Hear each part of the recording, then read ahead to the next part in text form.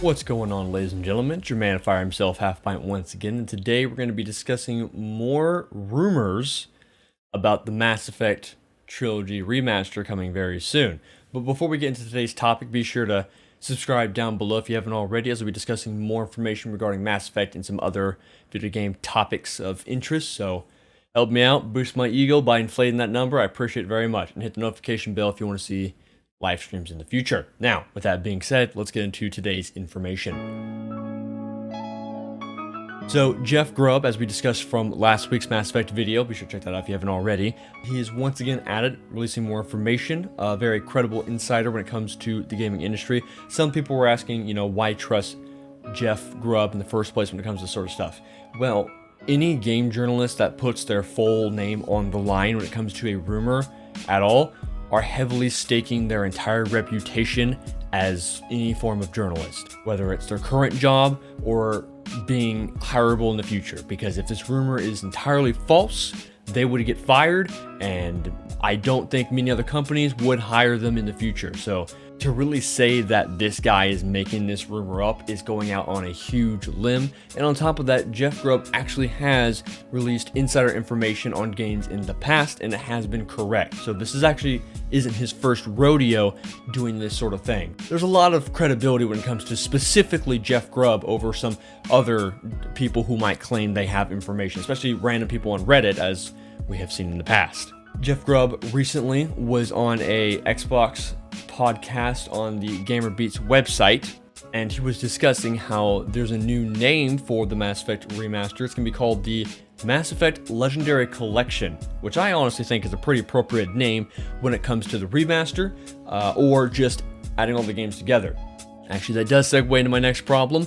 Calling it the Legendary Edition does sort of imply that there might not be an actual full-on remaster side of the game. It might just be a newer quote-unquote edition of the game. How we've been discussing Devil May Cry 5's Special Edition, the same thing for DMC4 Special Edition, brought to the next console, upped the resolution, added a couple new things to, When anything is really named edition, it kind of implies the most you're really going to be getting out of it is probably a frame rate increase as well as resolution, as we also saw from that website from our last video when we discussed the video was specifically for the consoles. That's probably because it's just upping the resolution and just including all of the DLCs and such. I personally at this rate would no longer expect there to be no more content, but I don't really want to manage my expectations that much. I'm still holding some high hopes.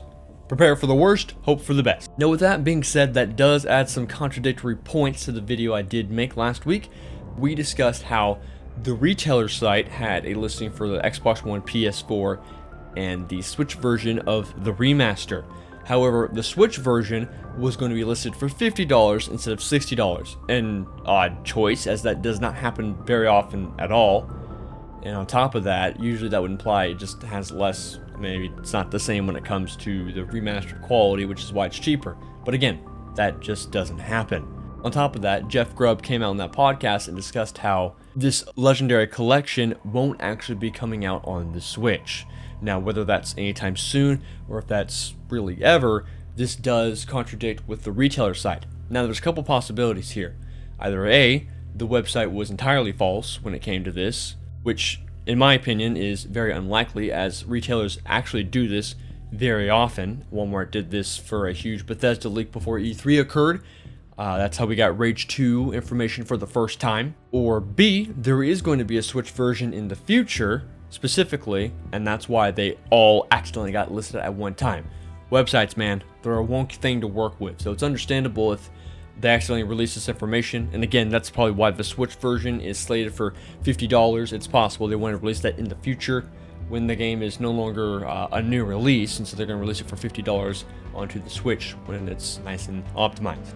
On top of this, it could also be an error of miscommunication where they were informed that there's going to be a Switch version and they just recently found out there's not going to be, because again, remember, this is all information that wasn't even supposed to be posted in the first place. This was all supposed to be behind the scenes setting up for the website, and they probably just got information that, hey, there's not going to be a Switch version, and they got the information after it accidentally got posted.